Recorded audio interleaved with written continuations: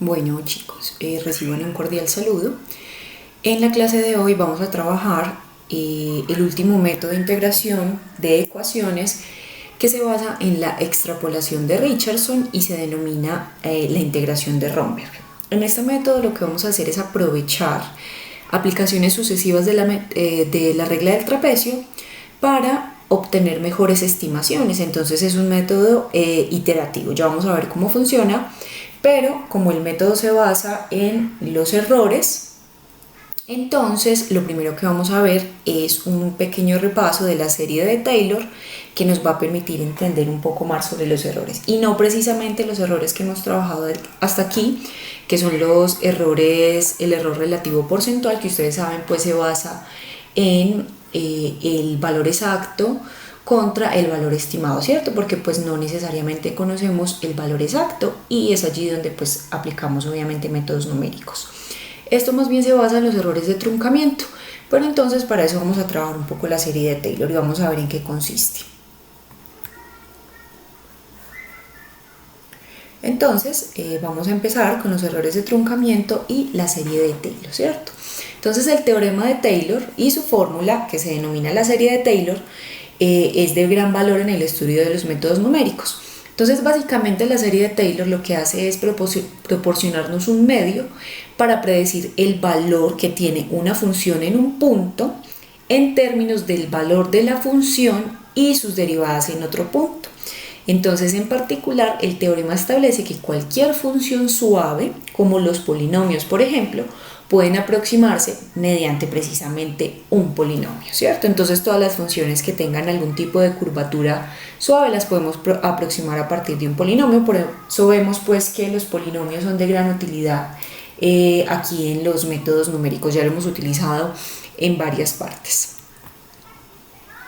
Entonces, para comprender un poco la serie de Taylor, que ustedes ya habrán trabajado en algún momento, entonces lo que vamos a hacer es construirla término a término, ¿cierto? Entonces, lo primero, o el primer término que tiene la serie de Taylor es el que aparece en la ecuación 4.2. Entonces observen ustedes, básicamente lo que estamos diciendo es que la función en el punto X, en la posición y más 1, es aproximadamente lo que vale la función en el punto Y, ¿cierto? Entonces esta relación es lo que denominamos una aproximación de orden cero, y lo que está indicando es que el valor de la función en el nuevo punto es el mismo valor de la función en el punto anterior. Y pues este resultado obviamente va a tener sentido si los valores, si el valor x sub y más 1 está muy cerquita al valor x sub y, ¿cierto? No debería presentarse, si la función es suave, un cambio muy abrupto, ¿cierto? Entonces esta sería la primera aproximación, que es de orden cero. Ahora, esa ecuación nos ofrece una estimación perfecta si la función que vamos a aproximar es una constante, ¿cierto? Porque si nosotros tenemos una función constante, entonces si yo quiero estimar este punto x sub y más 1, pues entonces es muy probable que sea muy parecido al punto anterior, ¿cierto? Obviamente cuando esta distancia es bien pequeñita. ¿Listo?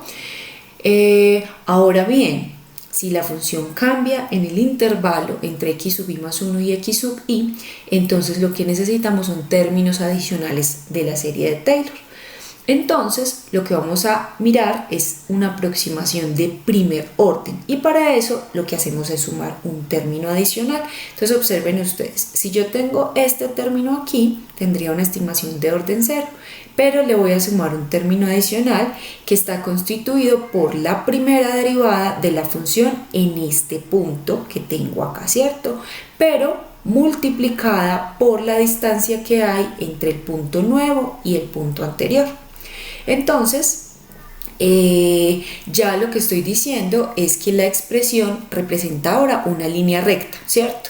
Y lo que nos está permitiendo esto con la primera derivada, recuerden ustedes que la primera derivada me permite determinar si una función crece o si una función decrece, dependiendo si la derivada es positiva o si la derivada es negativa.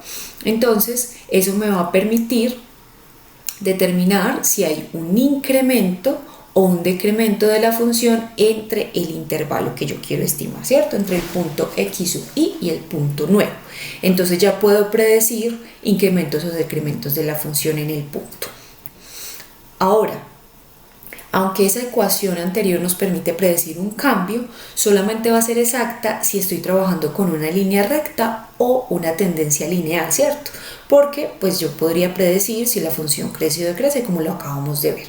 Ahora bien, si nosotros agregamos a la serie un segundo orden, entonces ya podríamos obtener algo de curvatura, ¿cierto? Entonces le vamos a agregar un tercer término de segundo orden. Observen ustedes que estoy trabajando con la segunda derivada en el punto y sigo teniendo entonces la distancia que hay entre el punto nuevo y el punto anterior, pero esta vez elevado al cuadrado, ¿cierto? Entonces yo ya podría predecir cuando hay un tipo de curvatura. Recuerden ustedes que la segunda derivada me permite predecir cuando hay concavidad, ¿cierto?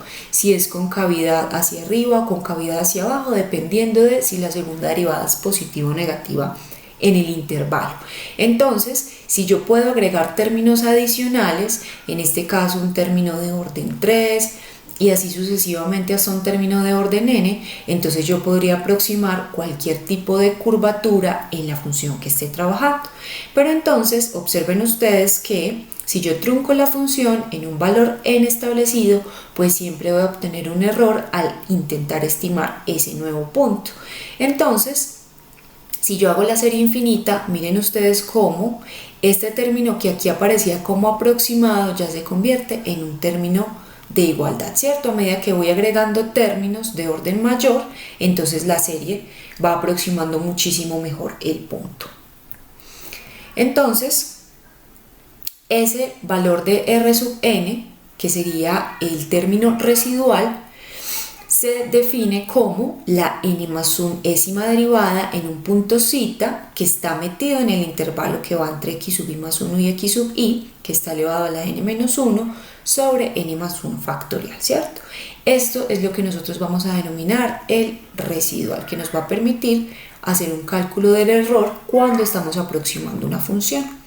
Entonces, con frecuencia lo que hacemos es simplificar la serie de Taylor. ¿De qué manera? Simplemente en lugar de trabajar con x sub i más 1 menos x sub i, vamos a denominar ese paso o ese incremento como h, ¿cierto? Entonces esa ecuación que vemos ahorita como 4,5 se va a convertir en la ecuación 4.7.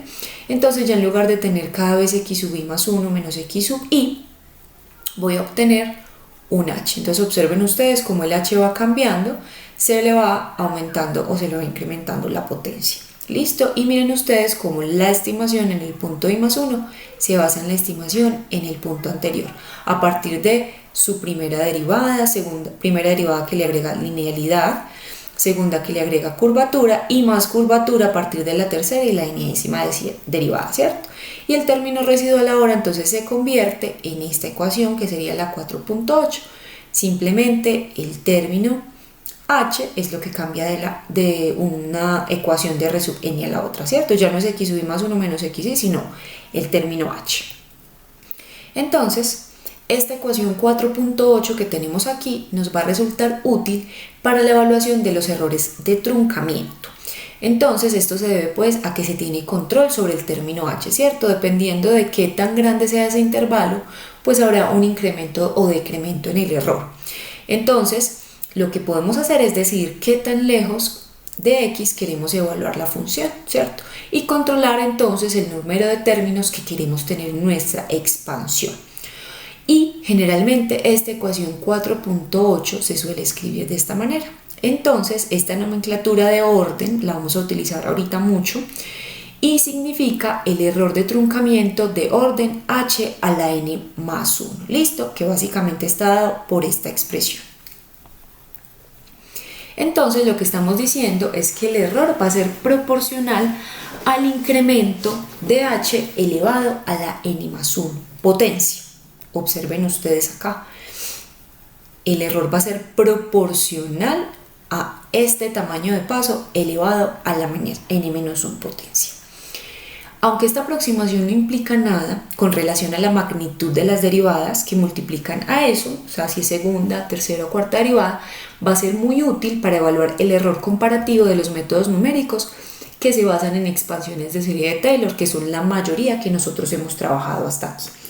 Entonces, si yo, por ejemplo, tengo un error de orden h, como en este caso, el incremento se reduce a la mitad, ¿cierto? Porque observen ustedes, si yo me devuelvo a esta ecuación de aquí, si yo trabajo con un orden h, que sería este, entonces si reduzco el tamaño de paso 2, necesariamente el error, que es n más 1, se reduce a la mitad, ¿cierto? Y si también el error, si por otro lado yo tomara el error de orden h al cuadrado y el incremento se reduce a la mitad, entonces el error se va a reducir a una cuarta parte. Observen ustedes, me devuelvo nuevamente a la ecuación, si yo reduzco este a la mitad, entonces como este está multiplicado por 2 factorial, que es igual a 2, ese por 2, que sería el denominador de h, sería igual a 4, o sea que el error, cuando yo obtengo una estimación de primer grado, este sería el término residual, se reduciría en una cuarta parte, ¿cierto? Entonces, en general, se considera que el error de truncamiento va disminuyendo agregando términos a la serie de Taylor, ¿cierto? Claro, lógicamente a medida que yo voy haciendo más, utilizando más derivadas, pues voy aproximando muchísimo mejor la función, entonces le voy disminuyendo el error. Recuerden, el error de truncamiento simplemente indica dónde trunco, hasta qué derivada voy a utilizar para aproximar mi función. Entonces, si yo me devolviera al método de la regla del trapecio, yo podría calcular el error de truncamiento, ¿cierto? Entonces, el error de truncamiento en la regla del trapecio. Recuerden que la regla del trapecio utiliza un segmento de línea recta para aproximar la integral bajo una curva. Entonces, si yo tuviera una función que fuera constante, recuerden ustedes que la regla del trapecio me daría exacta, ¿cierto? Cuando tengo una función que no tiene ningún tipo de curvatura. Entonces eso implicaría que si yo truncara mi derivada, utilizando únicamente la primera derivada, la regla del trapecio sería exacta, ¿cierto? Entonces, si yo quiero una estimación al error de truncamiento local para una sola aplicación de la regla del trapecio, esta sería, la 21.6, sería la ecuación que me permite calcular ese error. Entonces observen ustedes, se basaría, como estaría aproximando esta función lineal con la primera derivada, ¿cierto? Entonces el error, el r sub n, estaría dado en términos de la segunda derivada. Entonces me daría igual a menos 1 sobre 12 por la segunda derivada. Recuerden ustedes que zeta es un valor que está entre el intervalo en el cual estoy integrando, que sería el intervalo que va desde a hasta b, y esto elevado a la tercera potencia, ¿cierto? Entonces yo ya tendría una fórmula, que sería la 21.6, que me permite calcular el error de truncamiento en la regla del trapecio. La ecuación indica entonces, esa ecuación 21.6 nos indica entonces que si la función está sujeta a una integración, si la función sujeta a integración es lineal, como les explicaba ahorita, la regla del trapecio va a ser exacta, ¿cierto?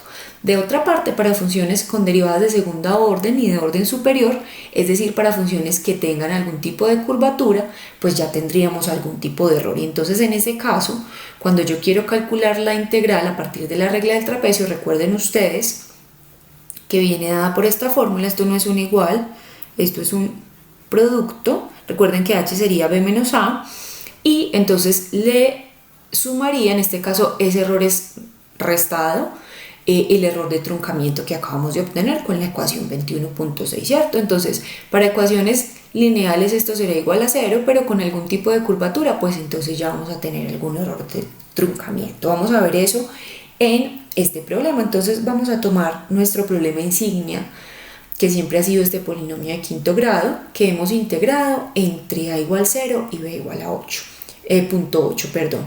Entonces lo que vamos a hacer es calcular nuevamente a partir de la regla del trapecio la integral y posteriormente, como ya conocemos el error de truncamiento, A partir de la serie de Taylor también lo vamos a calcular. Recordemos entonces que la evaluación exacta de la integral es 1.640533, ¿cierto? Entonces, si recordamos, la fórmula del trapecio es muy sencilla. Sería b menos a, en este caso, 0.8 menos 0, por f en 0 más f en 0.8, que son los que tengo aquí, sobre 2. Esa integral nos da 0.1728, eso ya lo habíamos resuelto en la primera parte de este capítulo, y habíamos calculado el error de truncamiento, ¿cierto? Que básicamente sería el valor exacto menos el valor que me entregó la integración por método del trapecio. Esto da un error de 1.4677. Recuerden, esto es básicamente lo que me faltó del área bajo la curva que estoy integrando, o sea, ese polinomio de quinto grado. Si yo calculo un error relativo porcentual, ese error me daba del 89.5%. No sé si ustedes recuerdan, esa era una curva así grandota, y con el trapecio yo apenas lograba estimar este pedacito, me quedaba por fuera todo esto, que correspondía a un 89.5% del valor exacto de la integral, ¿cierto? Si recuerdan ustedes, eso lo vimos por allá. Entonces, como yo generalmente no conozco el valor exacto de la función, que en este caso es 1.640533, tengo que encontrar otra forma de calcular el error de truncamiento. Y en ese caso ese error estaría dado a partir de la fórmula 21.6, que fue la que nos proporcionó la serie de Taylor. Entonces, como ustedes pudieron observar, esa fórmula se basaba en la estimación de la segunda derivada, ¿cierto? Porque el trapecio utiliza una estimación de primer orden. Entonces yo tengo que calcular la segunda derivada de la función que estoy integrando, ¿cierto? La segunda derivada de ese polinomio de quinto grado sería entonces esta que tengo aquí. Posteriormente tengo que calcular el valor promedio de la segunda derivada. Si ustedes recuerdan esta fórmula, nosotros ya la habíamos trabajado por allá como una de las aplicaciones de las integrales, y era básicamente la integral en el intervalo que yo quería calcular de la segunda derivada, ¿cierto? En el intervalo sobre b menos a, ¿cierto? Entonces en este caso el valor promedio de la segunda derivada viene dado por esta función que tenemos acá, que me dio esta funcioncita, que al aplicarla me da menos 60, ¿cierto? Ese sería el valor promedio de la segunda derivada en x.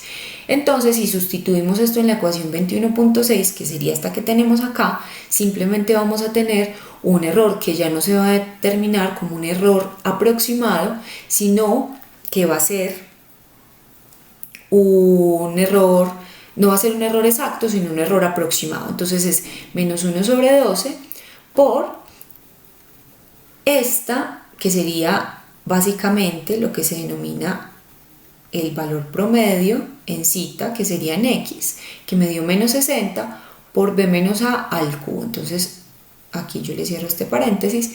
Esto me da igual a 2.56. Aunque es un valor diferente al que habíamos obtenido como exacto de truncamiento, tiene el mismo orden de magnitud y signo del error verdadero.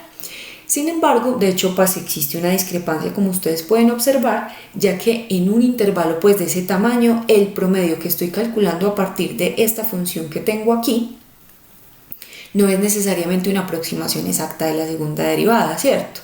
Yo tengo una aproximación exacta, pero esto es simplemente, yo tengo una fórmula exacta, pero en este caso es una fórmula aproximada, por eso estoy utilizando un promedio. Por lo tanto, estamos indicando un error aproximado y no un exacto utilizando esta. Por eso es que es esta que tenemos acá. ¿Listo? Ahora bien, si tenemos la regla del trapecio de aplicación múltiple, entonces yo ya voy a tener un error dependiendo de cuántas veces aproxime, con cuántos segmentos trabaje la aplicación, ¿cierto? Entonces yo ya tendría en este caso una sumatoria de las segundas derivadas que van a determinar el error de truncamiento en este caso, ¿cierto?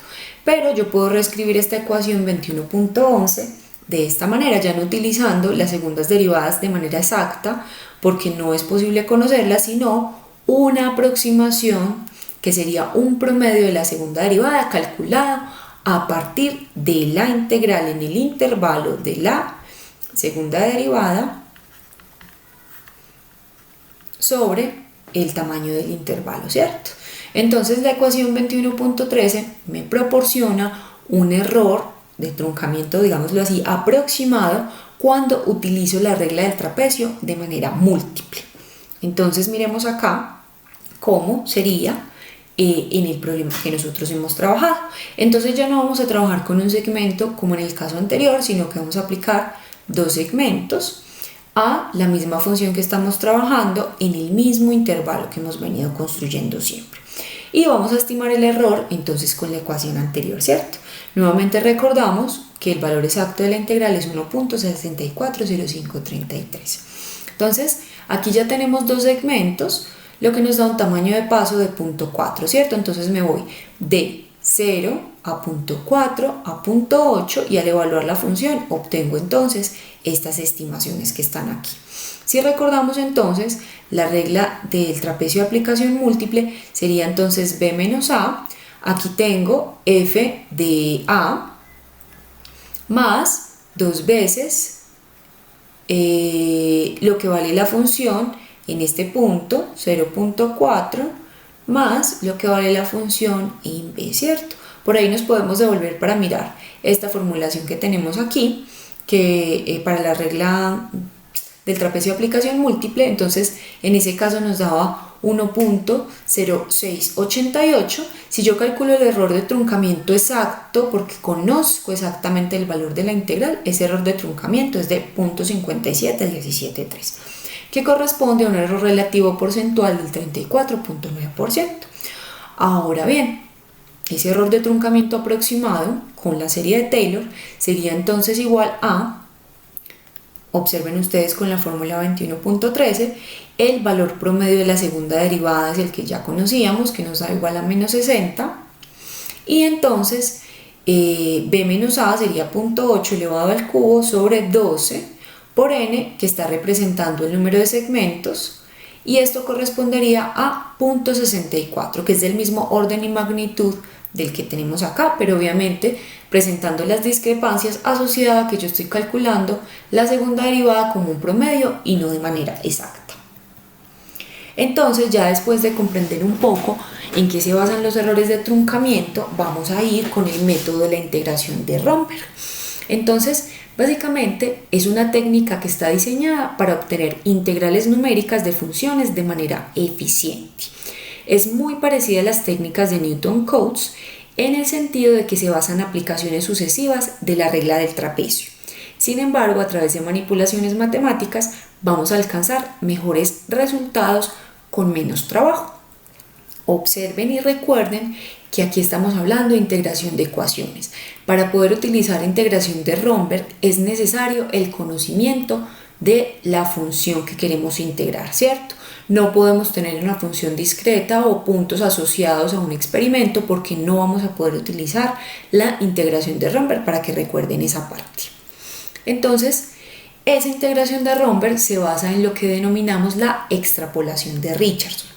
Entonces, es básicamente una técnica que permite corregir el error para mejorar los resultados de la integración numérica con base en la misma estimación de la integral. Estos métodos usan dos estimaciones de una integral para calcular una tercera mucho más exacta, ¿cierto? Eso es lo que vamos a denominar extrapolación de Richardson. Entonces nos basamos en dos estimaciones con el método del trapecio. Vamos a obtener una tercera estimación que va a ser mucho más exacta porque se basa en dos estimaciones acá. Ya vamos a ver cómo funciona este método. Entonces, la estimación y el error correspondiente a la regla del trapecio de aplicación múltiple lo podemos representar de manera general. Entonces recuerden ustedes ya lo que les acabo de explicar de serie de Taylor. Entonces voy a decir que la integral es básicamente la integral en h, que sería el tamaño de paso que quiero hacer más el error asociado a ese tamaño de paso o a ese intervalo que estoy trabajando, ¿cierto? Entonces, este I de h exactamente es la aproximación obtenida de una aplicación con n segmentos de la regla del trapecio, ¿cierto? y sería el valor exacto porque le estoy sumando lo que me dio la aplicación de la regla del trapecio más el error que fue como lo que me faltó para que esa integral fuera exacta. El tamaño de paso, recuerden ustedes, es igual a b menos a sobre n. Eso es lo que denominamos h, porque n determina el número de segmentos, ¿cierto? Y e de h nuevamente pues es el error de truncamiento. Entonces, si hacemos por separado dos estimaciones usando tamaños de paso h1 y h2, es decir, voy a primero aplicar regla del trapecio con un tamaño de paso y voy a aplicar nuevamente con otro tamaño de paso, ¿cierto? Es decir, diferenciando o quitando, más bien cambiando el número de segmentos. Entonces digamos que esta es una aplicación con dos segmentos o con un segmento y posteriormente hago una aplicación con dos segmentos. Entonces debería darse que la integral con h1 más su respectivo error debe ser igual a la integral con el segundo tamaño de paso más su respectivo error. Ya sabemos que esto representa el valor exacto de la integral porque le estoy sumando el respectivo error, o sea, lo que me faltó para aproximar. Entonces, si yo aplicara dos veces o por separado dos estimaciones, esta igualdad, que es la 22.1, debería conservarse. Ahora, recordemos entonces que el error en la regla del trapecio de aplicación múltiple se puede representar de forma aproximada mediante la ecuación 21.13, ¿cierto? Donde n es igual a b menos a sobre h. Entonces ese error va a ser igual a b menos a menos b menos a sobre 12 por h al cuadrado y nuevamente sería el valor promedio de la segunda derivada.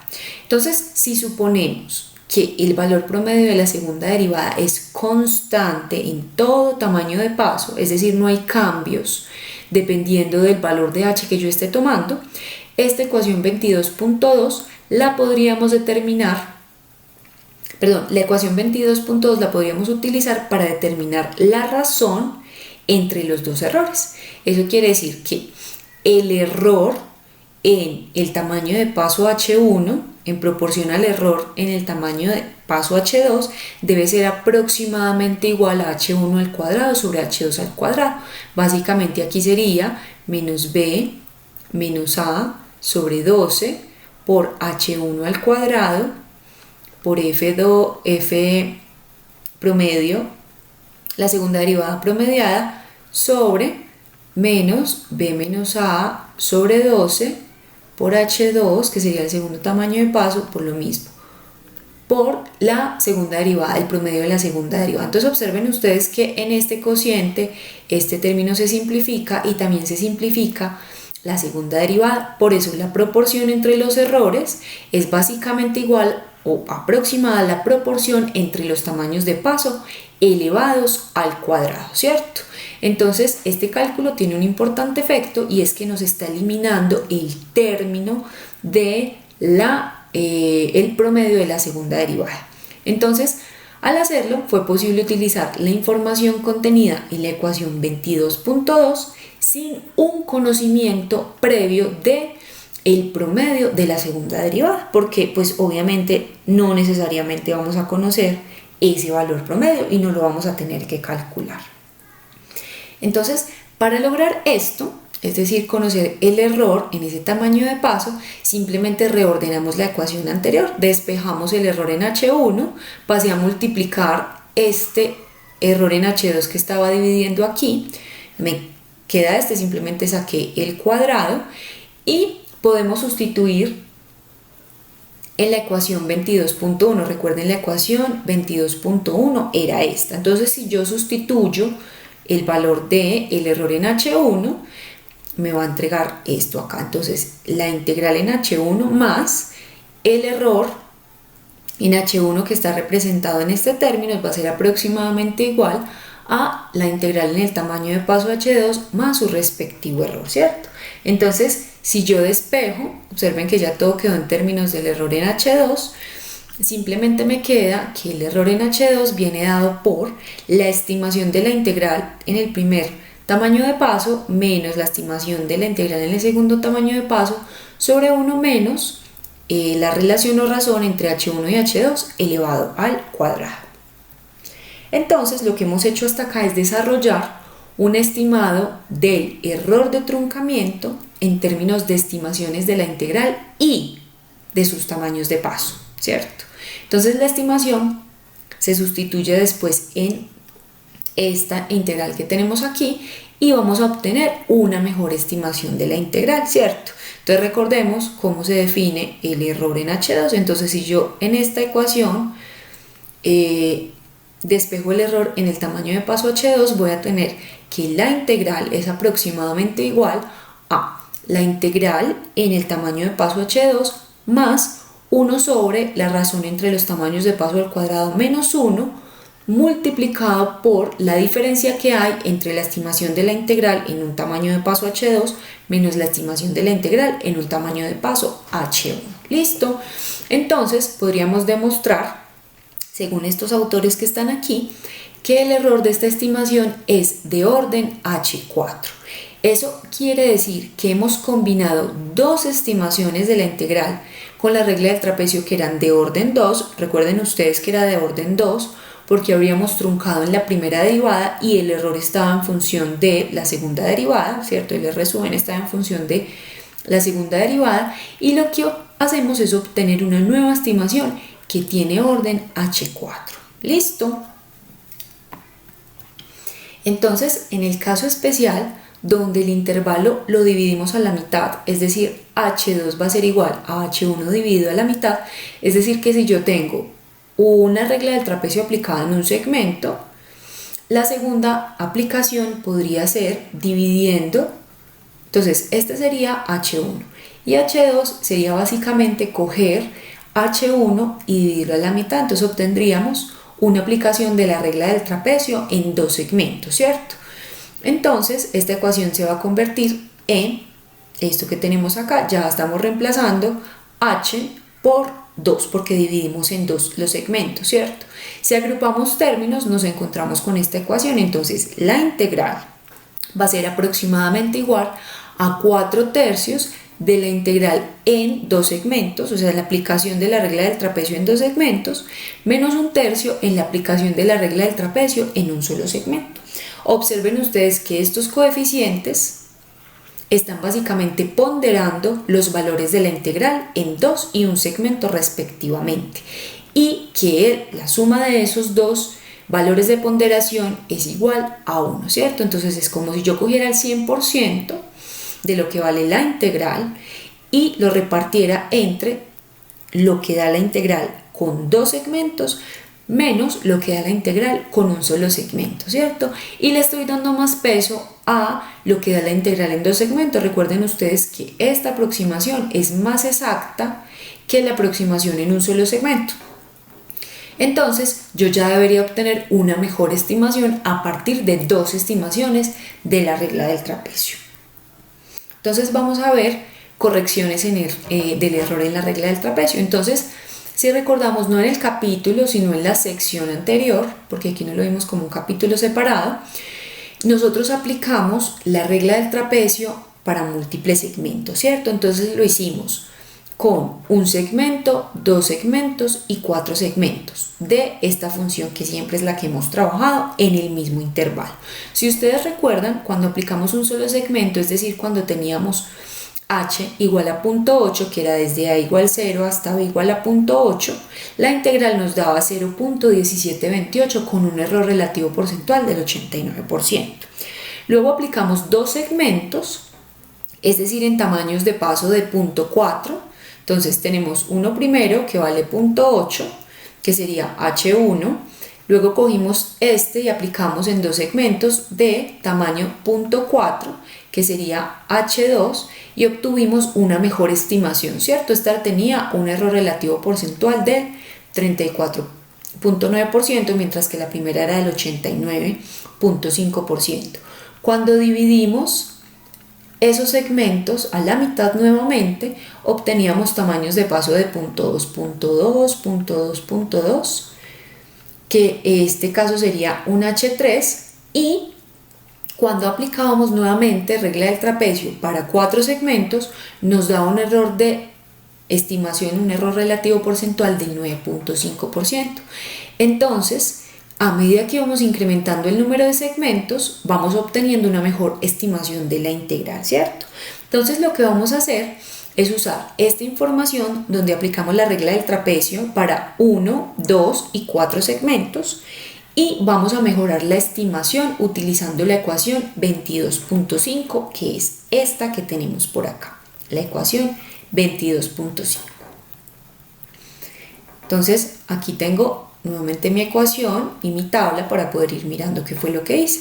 Entonces, lo que hacemos es combinar las estimaciones con 1 y con 2 segmentos. Es decir, vamos a combinar estas dos estimaciones en una tercera estimación de la integral. Entonces, esta sería integral 1, integral 2 y vamos a obtener una tercera estimación y vamos a ver que el error va a disminuir considerablemente.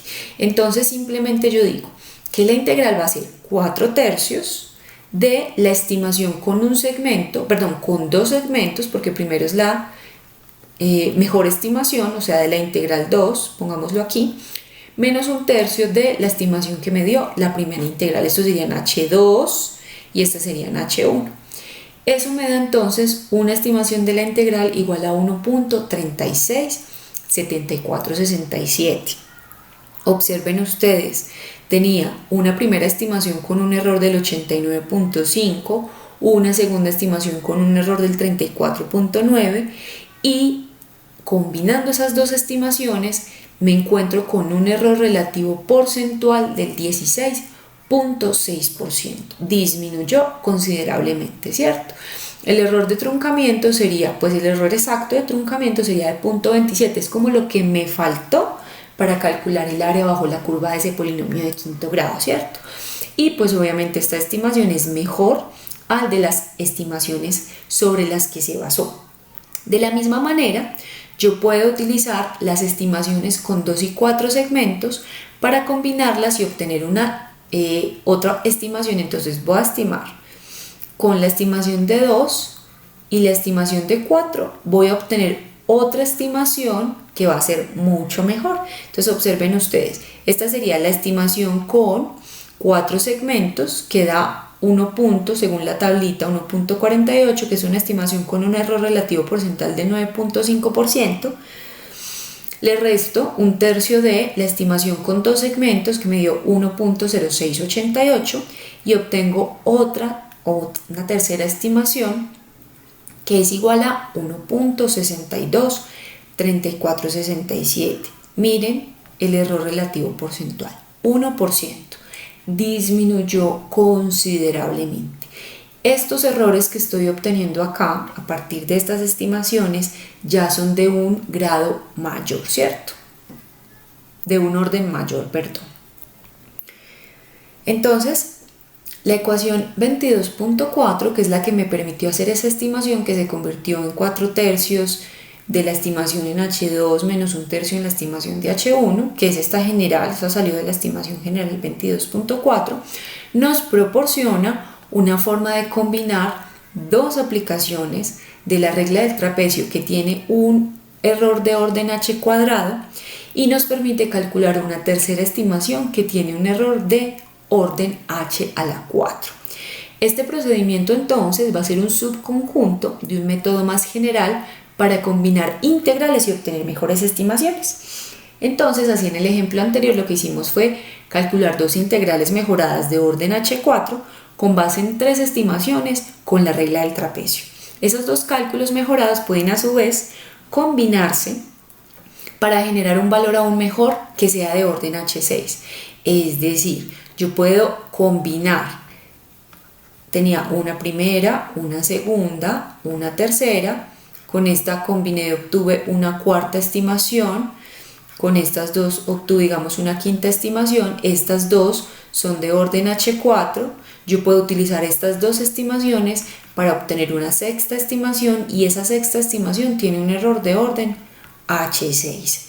¿Listo? Y así puedo seguir aplicando para obtener estimaciones con órdenes HN, lo que implica que el error va a ser mucho más pequeñito. A medida que aumenta el orden del error, disminuye el error de estimación de la integral, ¿cierto? Entonces, si yo quisiera una exactitud de orden H6 utilizando la ecuación 22.4, básicamente los valores que ponderan la integral mejorada menos la anterior son 16/15 menos un 15, ¿cierto? Entonces, I sub m representa la mayor e I sub l representa la menor estimación de la integral respectivamente. Entonces miren por qué se vuelve en un método iterativo, ¿cierto? De manera similar, yo puedo utilizar los dos resultados de orden H6 y combinarlos para obtener una estimación de orden H8. Entonces esta sería la reglita: 64/63 de la integral mejorada menos un 63 de la integral de menor exactitud, ¿cierto? Entonces vamos a ver con un ejemplo cómo aplicamos. Entonces en el ejemplo anterior lo que hicimos fue usar la extrapolación de Richardson para calcular dos estimaciones de la integral de orden h a la 4. Entonces lo que vamos a hacer es utilizar la ecuación 22.6 para combinar esas dos estimaciones y calcular una integral que tenga un error de orden h a la 6. Entonces, recuerden ustedes que las dos estimaciones que obtuvimos de orden H4 eran 1.3674 y 1.6234 respectivamente. Simplemente reemplazamos esos valores en la ecuación 22.6, que era 16/15 de la integral mejorada, que en este caso es esta, menos un 15 de la integral más pequeña, que es 1.36. Miren ustedes, me dio 1.640536. Esto corresponde entonces a un error de h a la 6. El resultado es correcto hasta 7 cifras significativas que se utilizaron en este ejemplo. Es decir, que ya habrá por aquí unas cifras decimales que no concuerden con el valor exacto, ¿cierto? Pero nos estamos aproximando mucho. Entonces, si yo necesito muchísima más exactitud, pues lo que hago es estimar una integral de orden h a la 8. Entonces, aquí viene el algoritmo de integración de Romberg.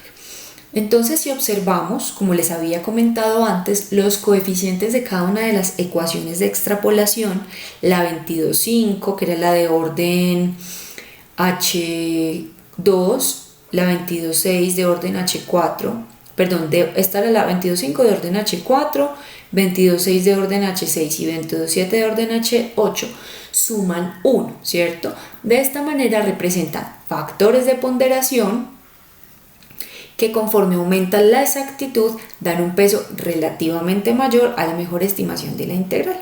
Esas formulaciones se expresan en una forma general que es muy adecuada para la implementación en calculadora. Observen ustedes que ya se basa en subíndices J, K. Estos subíndices me van a formar una matriz y entonces vienen dados por 4 a la k menos 1 por la integral en j más 1, k menos 1 menos la integral en j, k menos 1 sobre 4 a la k menos 1 menos 1, donde esta integral representa la integral más y esta la menos exacta respectivamente, ¿cierto?